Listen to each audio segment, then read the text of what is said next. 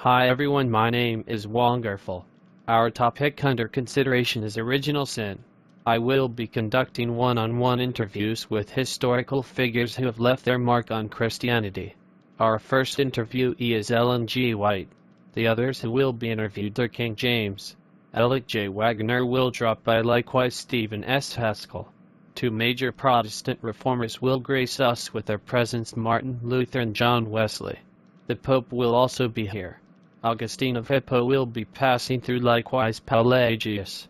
We are exceedingly grateful to have Ellen G. White with us. Thank you for accepting our invitation, Sister White. Thank you for having me, Wonderful. We are honored to have you speak on the subject of original sin.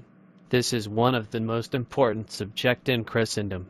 Sister White, can you give us information on original sin?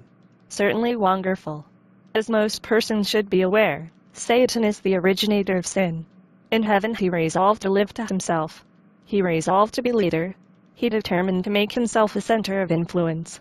If he could not be the highest authority in heaven, he would be the highest authority in rebellion against the government of heaven.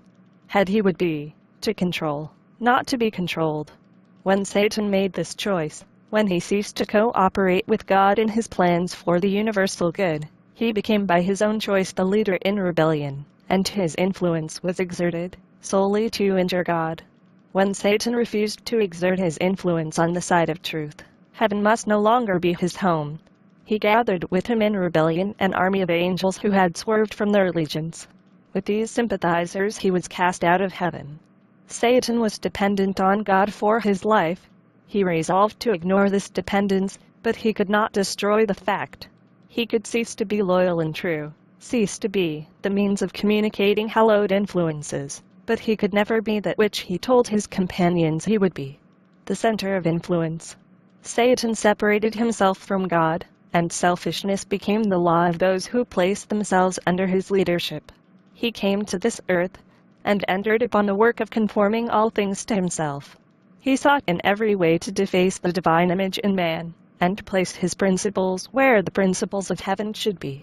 To a large degree, Satan has succeeded in the execution of his plans. Through the medium of influence, taking advantage of the action of mind on mind, he prevailed on Adam to sin. Thus, at its very source human nature was corrupted, and ever since then, sin has continued its hateful work, reaching from mind to mind. Every sin committed awakens the echoes of the original sin. We will take a break at this time. When we are back, we will ask Sister White to summarize the inspiration we have just heard.